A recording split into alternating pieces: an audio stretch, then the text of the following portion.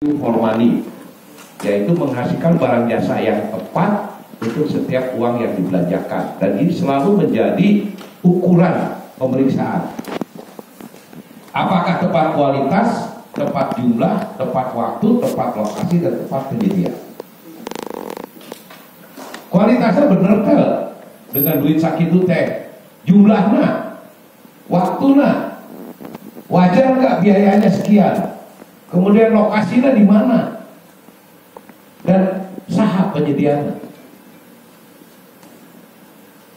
Ini yang pertama. Yang kedua, tujuan pengadaan ini meningkatkan penggunaan produk dalam negeri.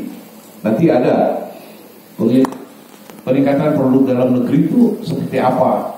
Meningkatkan peningkatan peran serta pelaku usaha nasional. Jadi diprioritaskan untuk konsumsi pun sampai 1 triliun tetap dilaksanakan oleh pengusaha nasional. Mendukung pelaksanaan penelitian dan pemanfaatannya. Yang kelima, meningkatkan keikutsertaan industri kreatif. Jadi untuk industri kreatif diberikan ruang di dalam Perpres untuk ditutup tanpa harus lelang. Baheula rek nanggap wayang Pemda kudu lelang, akhirnya lain Asep Sunardi anu datang karena yang anu murah dilelangkeun. Sekarang kalau memang maunya Asep Sunardi ya itu produk seni kok, bayar aja.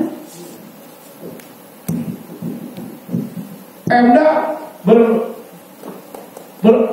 bersengketa di pengadilan karena lawyernya dilelang, akhirnya menang murah. Kan gitu. Kalau sekarang tidak, dengan Perpres baru, berapa tarif lawyer itu? Duitnya boga, bayar. Selesai. Kemudian mendorong pemerataan ekonomi dan mendorong pengadaan berkelanjutan. Nanti ada definisi-definisinya. Mendorong pengadaan berkelanjutan karena tujuan kebijakan prinsip masih di sekitar itu. Ya. Tapi kalau ditanya tujuan, ini loh jawabannya. Jangan keluar dari ini. Ini loh tujuan pengadaan. Kemudian kalau kebijakan hampir sama sebenarnya kebijakan ini. Yang pertama, meningkatkan kualitas perencanaan. Jadi ke depan itu yang namanya perencanaan harus memang logik, rasional, dan ilmiah. Saya sampai sekarang bingung kalau ada rumah sakit gak bisa memprediksi berapa kebutuhan obat atau berapa kebutuhan makan minum setahun. Alasannya Pak, pasiennya kan gak tentu. Padahal dengan scientific management dilakukanlah inventarisasi penggunaan obat 3 tahun ke belakang, kemudian di average, ditambah kemungkinan kenaikan, itu angka ini tidak akan geser jauh. Begitu. Kita kalah sama orang-orang politik dengan quick count, hanya mengambil sampel tidak lebih dari 5% dari jumlah TPS, tapi bisa memastikan seseorang menang. Benar nggak? Quick count dalam hitungan menit sudah bisa memprediksi lu menang si anu, walaupun tidak final. Sama perencanaan juga. Misalnya Bapak mau membuat perencanaan kebutuhan ATK, coba lihat 3 tahun ke belakang berapa butuh kertas. Tahun pertama butuhnya sekian, tahun kedua, ketiga, di average rata-ratanya berapa. Kemudian diprediksi ada peningkatan 10%, baru ketahuan sekian ring 1 tahun ini butuh. Dan itu secara saintifik tidak akan banyak berubah. Tapi kan Pak, kalau kelebihan nanti baik loh, pakailah kontrak harga satuan, di mana dibayar berdasarkan barang yang kita pakai. Gitu. Dan di kontrak 1 tahun itu lebih aman daripada di kontrak bulanan. Kenapa? Karena harga fluktuatif. Tapi kalau di kontrak 1 tahun diikat harga. Orang katanya pokoknya sampai Desember harganya segitu biasanya. Gitu.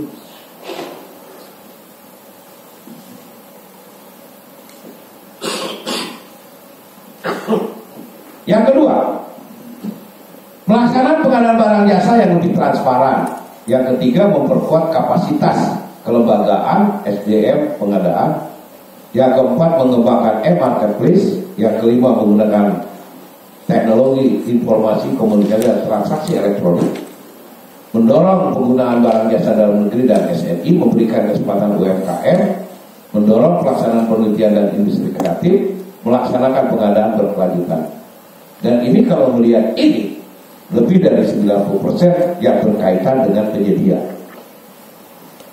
Hanya meningkatkan kualitas perencanaan saja yang tumbuh.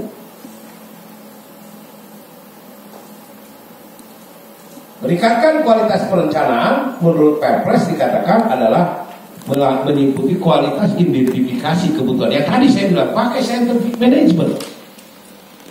Oh ini pengadaan baru, dilakukanlah penelitian oleh ahli. Kemudian kualitas penetapan barang jasanya, penentuan cara, penetap kualitas penjadwalan, kualitas penganggaran. Jadi hati-hati. Contohnya Ibu tadi bicara membangun TPA, sekarang sudah bulan April. Coba lihat di perencanaan, prediksi berapa bulan menurut konsultan. Anda bisa teknisnya. Ternyata 7 bulan.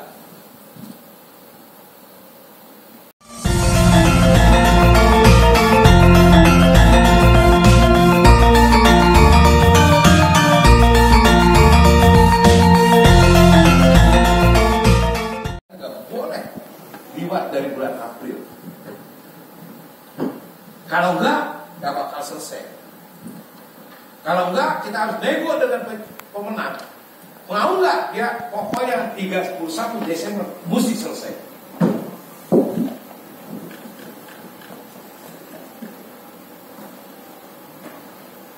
Kalau bikin rumah 2 bulan kelar 1 lantai masuk akal.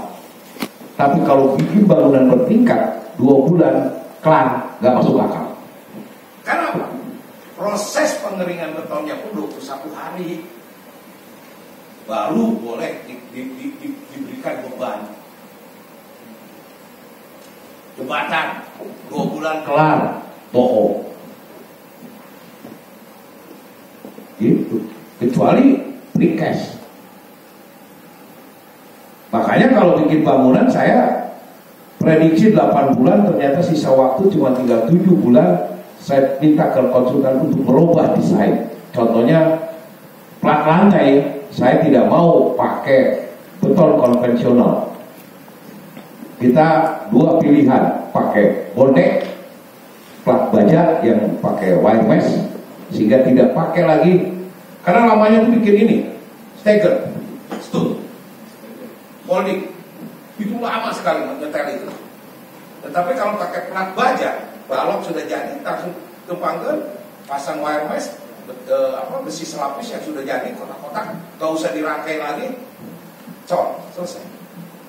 Atau beli, kalau bangunan itu ukurannya presisi, kita beli plat lantai yang sudah jadi di pabrik beton, kayak di Bika, di Padalarang juga ada. Jadi begitu selesai baloknya, 3 kol, datang, cok, gitu. 1 lantai sehari beres. Langsung bisa menerima beban karena kering. Itu metode itu pengalaman, Pak. Itu pengalaman. Saya banyak berdiskusi, banyak berdebat dengan konsultan pengawas yang tidak mau berubah di lapangan. Coba kaji sama secara teknis. Cukup waktu enggak? Kalau nggak cukup waktu, oke.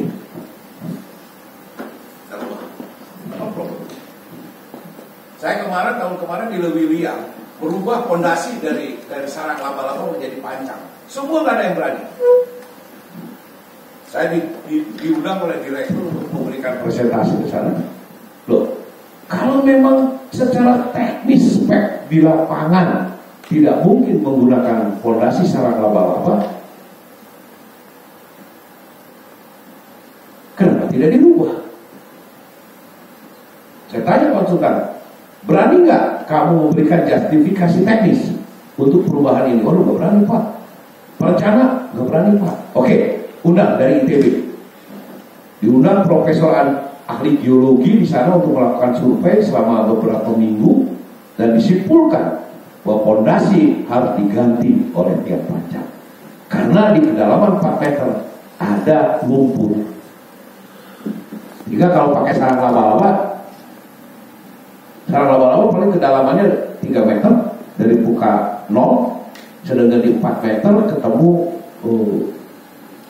lumpur, sehingga nggak bisa duduk si sarang laba-laba itu. Karena sarang laba-laba itu baru bisa dicor kalau tanah dasarnya sudah dites CBR, dan itu nggak mungkin mencapai kepadatan itu.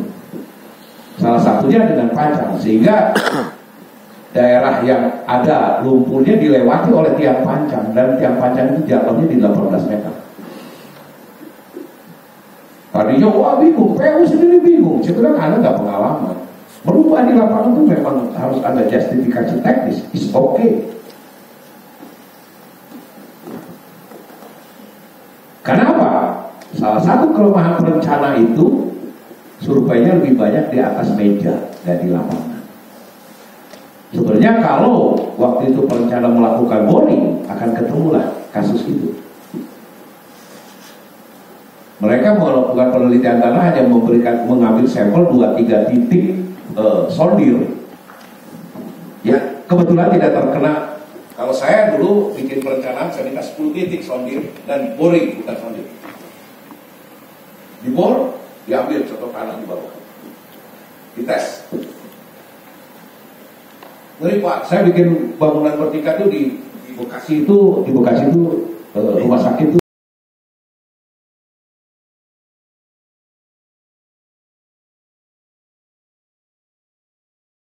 Lupa like dan subbreaker.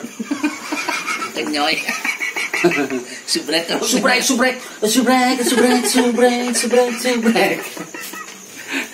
Yang penting tonton terus Rayi and Raka. Subbreaker. Lebih keras.